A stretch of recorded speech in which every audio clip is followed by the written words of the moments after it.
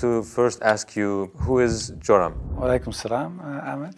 Thank you very much for the invitation. It's a great honor for me to be here. Joram van Klaveren was born on January 23 in 1979 in Amsterdam, in a pretty regular family: father, mother, a brother, another brother, younger, a sister, a cat. In Amsterdam, I was born and raised there.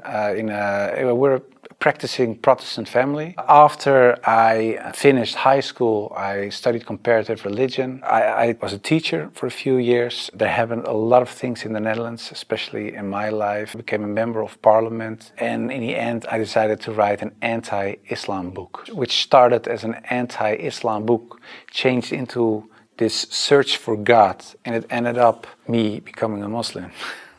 How was your life in regards to faith? What did you believe in? Before I was a Muslim, I was a Protestant Christian from the Reformed Church. We read from the Bible, we all got biblical names, we were all baptized, we went to church, etc., etc. So we're pretty Christian in that way, in that sense. Of course, I believed that there is a creator, I believed in heaven, hell, I believed in angels, revelations, and of course what separates the Christians from the Muslims is that I believed that Jesus Christ was the Son of God. In a more philosophical way, I believed he was God himself, of course. I believed in the resurrection and crucifixion of Christ, of course, and I believed in the atonement. But because the Trinity is a very complex concept, whether you believe it or not, it's still very complex, because if there is a God in the Bible, it says God is eternal. But if you are eternal and you die, you cannot be eternal, immortal at the same time. So that was something when I was a little older, 16, 17, I started questioning things like that. It's not very logical. I talked to many priests, preachers, even rabbis, and the answers I got weren't very satisfying. That made it for me kind of complex, and in the end I had some doubts about stuff like this, but I said, well, I set it aside and I thought, okay, I just believe it, and perhaps I'm not smart enough to get the whole picture. And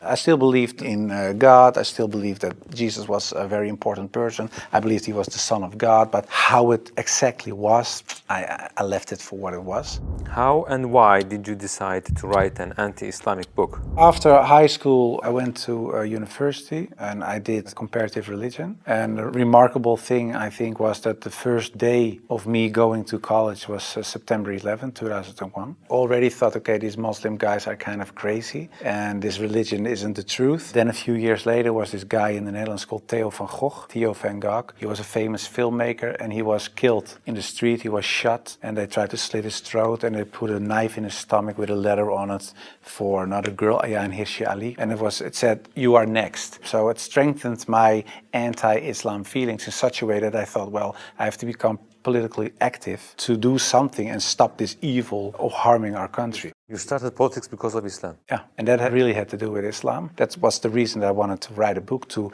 explain to people why Islam was a danger for the world. When I was writing my book, like I said earlier, the questions, the doubts I had about Christianity popped up again. And that was about truth, of course, because I was a believing Christian guy. And yeah, the Christian questions I had in the end were answered in an Islamic way. Because, of course, when I started writing the book, a lot of people think that it was a political book. But it wasn't so much a political book, it was a religious book, because I wanted to show people why Islam was a danger as a religion, and I wrote it from a Christian perspective. So in the beginning I made a comparison between the Christian concept of God and the Islamic concept. So I started comparing it. But because I had these doubts about the Trinity and I saw Tawheed, the oneness of God in Islam, I thought, yeah, it sounds a little bit more logical. And then I thought to myself, well, I reread the Bible to refresh myself, to see, okay, why isn't the concept of Islam, the Tawheed concept, isn't the Christian concept? But when I was reading the Old Testament and I saw what the Old Testament prophets said, it was one God, one God, one God. And then I thought, okay, I'll look only at the words of Jesus Christ in the New Testament. And then there's this story in the New Testament where a guy comes to Jesus and he asks him, what is the most important thing in life? How can I gain paradise? And he says there are two things. He says, "Hear, O Israel, hear, your God is one. Treat your neighbor as you want to be treated yourself." So I thought, well, even Jesus Christ says, "Hear, O Israel, your God is one." So I thought, well, this whole Muslim concept of God sounds more logical, and it's the same concept that I find in the Old and the New Testament. And I know Christianity as a religion teaches something else, but it isn't the concept of God that I find in the Bible. So after weeks and weeks of study, reading, rereading all kinds of books, I thought to myself, okay, perhaps this oneness of God is something that is true. So that's how it started. What resources did you use while doing your research? Because I was kind of shocked, I started writing to several authorities on these religious matters. And one of the guys that I wrote to was Sheikh Abdul Hakim Murad, and he's a professor from Cambridge University. But in a way, it was kind of strange, of course, because I was a politician back then still. I was writing an anti-Islam book with an anti-Islam purpose. And I'm asking this Muslim professor from another country, can you help me? So I told him I'm writing a book. I have a lot of questions. So I was very plain why I thought, why is Islam promoting terrorism? Why is anti-woman? Why is anti-Christian? Anti-whatever. After, I think, 6 weeks, he sent me a very extensive email. And he started explaining, directly answered a lot of my questions. But he also told me, you have to read this article, read this book, read that book, ask this person. And so he was very extensive in his way of explaining. But in the end, after I read all these books and articles and made a comparison between prophets from the Old Testament with Muhammad, peace and blessings be upon him, I had no arguments anymore to say they are prophets and he is not. And I thought to myself, well, if I accept Moses on these grounds and I cannot accept the prophet, then there is something else. So I thought, why don't I think he is a prophet? And I thought, oh, perhaps because he had many wives. But then again, when you look at Solomon or you look at King David, Abraham, there are a lot of people in the Old Testament that had more wives. And when you look at even outside of the religious books,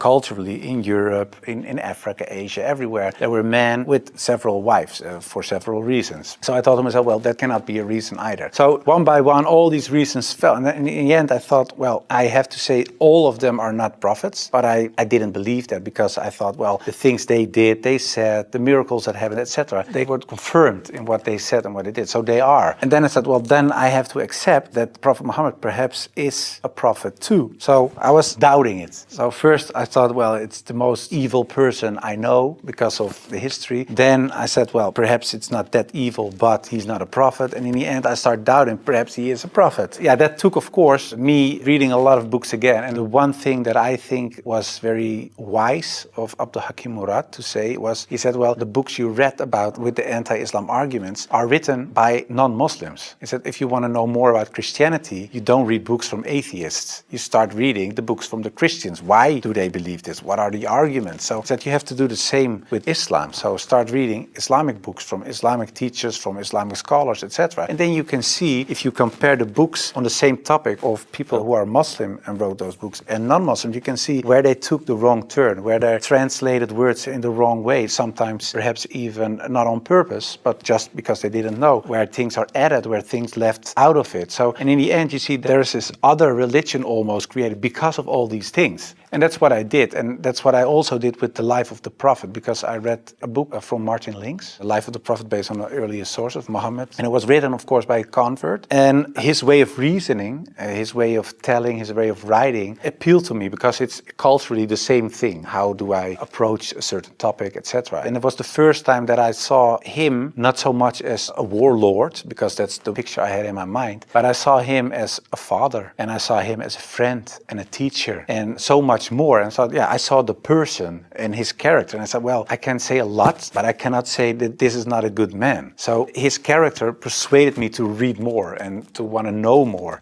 What surprised you the most while doing your research? The story about Hind, there was something that, like a switch, like I had to change. And it was because I thought Hind, she was the wife of one of the enemies, Abu Sufyan. And in a way, they gave money to kill Hamza, the favorite uncle of the Prophet. And that was what happened on the battlefield. He got killed. They even paraded with his ears and cut off his nose and horrible stuff. So the Prophet was deeply sad, of course, of what happened. And years later, he became powerful. He came in power in Mecca. And then there was Hind. And I was reading this book and I thought, okay, now she gets crucified or her head gets cut off or something like that. But he said, well, I cannot look at her right now, but everybody is forgiven. And if you want to stay here and live among the Muslims, it's possible. If you don't want that, you can go. But bloodshedding is over now. And I thought to myself that she was forgiven. If you can forgive someone who kills a relative, especially a favorite uncle of you, even starts parading with parts of his body to show other people that she humiliates you do and whatever you stand for, that means you have such a great character. It's very special. It's something you don't see. And that's what he did. So I thought to myself, well, it was a really special guy. And when I thought that, I thought, yeah, well, I have these arguments for him being a prophet. I see his character. I see the way he treated other people. I see how he treated his enemies. I think he is a prophet. But then I thought to myself, whoa, that's horrible. Because I already accepted this oneness of God. And now I say he is a prophet. If I say there is only one God and Muhammad is his prophet, that's almost shahada. So I thought to myself, okay, let's close the books. Stop. This is going in the wrong direction. And of course, I wasn't that anti-Islam anymore because of what I read, what I saw, and what I experienced. What I tell you now, it sounds a little like a fairy tale, but it really happened. In the end, there were all these books at the table. And when I had this feeling of, yeah, okay, this is shahada in a way, I thought, well, I put all the books away and I put the books on the highest shelf. But there were so many books that a lot of books fell off the shelf. And one of the books that fell off the shelf was the Quran. And when I picked it up, my hand was on a page with Surah 22, Ayat 46. And it says, it's not the eyes that are blind,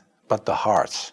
And I thought to myself, that really is my problem, because it wasn't the eyes. I really could see what I written down myself. Nobody forced me to write this book. Nobody said you have to write this or that. I started writing myself and I could see it with my own eyes, but I still couldn't accept the fact that I said he is a prophet, there is this one God. I just couldn't. So it wasn't my eyes that were blind, but it was really my heart. I couldn't accept it. I think my nafs or whatever, my ego, I couldn't accept it. And I said, well, God, I don't care if it's the God from the Bible or the Quran, give me a sign or something so that I 100% sure know this is the way. And I went to bed, but when I woke up, I felt very secure in myself. I really felt very secure. I've never been more secure about anything else. The whole anxiety or the whole doubting issue, it disappeared like snow for the sun. And I thought to myself, well, I think I'm a Muslim. Well, and then of course I had to tell other people. What was the reaction of the people around you when you became Muslim? Most of them were very negative, of course. For a lot of people, especially some uncles and aunts, it was kind of a shock. They heard it when it was on the news. I told my mother, and my mother started crying. And my wife was pretty open. Yeah, she was very cool about it. She said, well, if Islam is what you really believe and that's in your heart, who am I? And yeah, some people from my old work were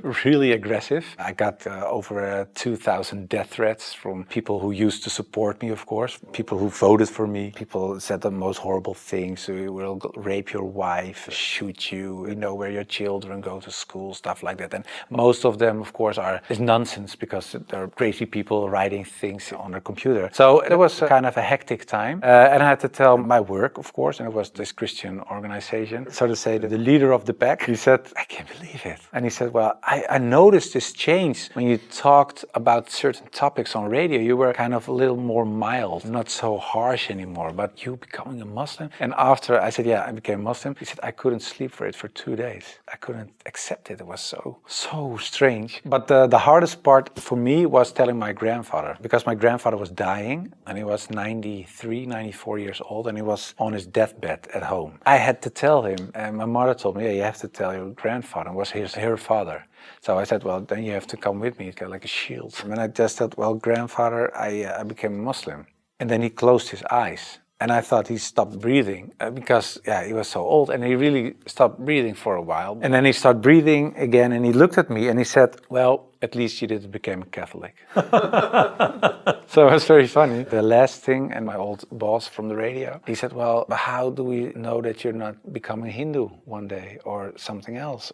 And I told him, well, I never chose a religion. One time, and it was when I became a Muslim. Before that, I didn't choose my religion. I was born in a Christian family. I was raised in a Christian way. And I'm very grateful for all the good things that it brought me. But it was not my decision. And the only time I made a decision was me becoming a Muslim. And it was the most, like I said, I think the most important decision I made. And it was the most rational decision I made. I never took years and years to decide one thing, only becoming a Muslim. How did you feel when you made your first salah? It's, of course, a beautiful moment, but very strange as well. Because as a Christian, you're not used to pray like that. You pray with your hands together and perhaps on your knees in front of your bed or something. But I think it's very beautiful that you really prostrate. So you really bow down in the deepest way for your Lord. So that's a very humbling, beautiful thing, I think. And that, yeah, it made me feel very happy.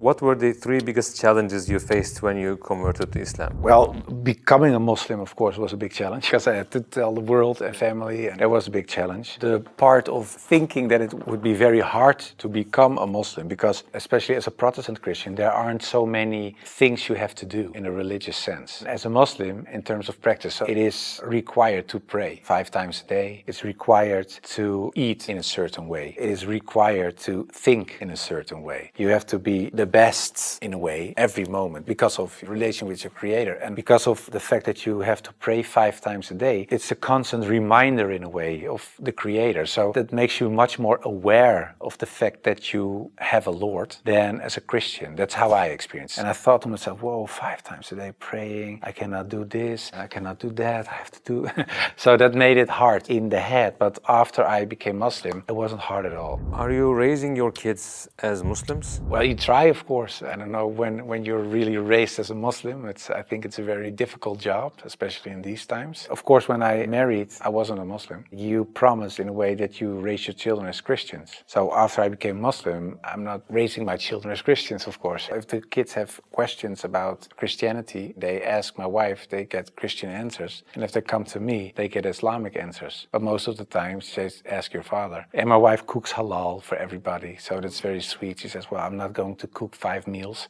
so everybody eats the same. You want halal, everybody eats halal. So in a way, it's like an organic process. What was your heaviest and most regretful expression that you used for Islam? I think Islam is a lie, because that's something I used to say. Islam is a lie, the Quran is poison. But when I said Islam is a lie, that's the whole religion and everything that comes with it. So that's like the highest level of jahiliyyah in a way. Yeah, that's something I regret, because it was like an umbrella and everything else was under this concept of Islam is a lie, because that was the core thought. And of course, I do blame myself, and I know there are a lot of people out there not practicing Muslims that do so. And in a way, I understand it, because in a political sense and in a social, cultural sense, everything I said and done is still there. I sometimes even hear arguments from people in my old party that I offended in a way. Yeah, that's something that bothers me, and that's one of the reasons that we founded an organization. It's called the IXC, Islam Experience Center, and we go to schools, primary school, high school, college, universities, but also to departments of the government, other social organizations, churches, to take away misconceptions about Islam, to share the message, to show Islam in its true colors. And we do it by virtual reality with the glasses, so it's a very fun experience as well. And we try to erase in a way the things I said and done in the past. How should people research about Islam? Do you advise just searching at Google? No, I would certainly not advise Google. It's the last thing I would advise. I said shut down the computer. No, I think it's very important that people read books, real books with pages and stuff. I would recommend Muhammad, His Life Based on the Earlier Sources of Martin Link's, the book I talked about earlier. It's a green book. And I think it's very important for people not just dive into the Quran, because it's a very complex book. And if you don't have anybody who can teach you what you read, especially most of the people who don't know anything about Islam are not fluent Arabic, classic Arabic speaking people. So you will read an interpretation of the Quran or a translation, and most of the time that's not the real deal, of course. So I would advise people just to study the Sirat, study the character and the life of the Prophet, because that's what the tradition teaches us as well. His life was the Quran. He was the living Quran in a way. Just study his Sunnah, and I think that is the best way of discovering Islam. What would you like to say as your final comments? I became much more happy after I became Muslim. So I would like to invite everybody to become Muslim, just because it brings peace to your soul and peace to your heart. It is the truth. It resonates with heart and soul. At least look at it from an Islamic perspective. Try to read and study the life of the Prophet. Try to understand what the Muslims believe. Not so much the behavior of Muslims, because there are a lot of Muslims that don't live like Muslims, including myself. I don't always live like a Muslim. I should, we all do, but you should look at the example of all examples, and it was the Prophet. And if you study his life, perhaps you find guidance that leads you to the truth.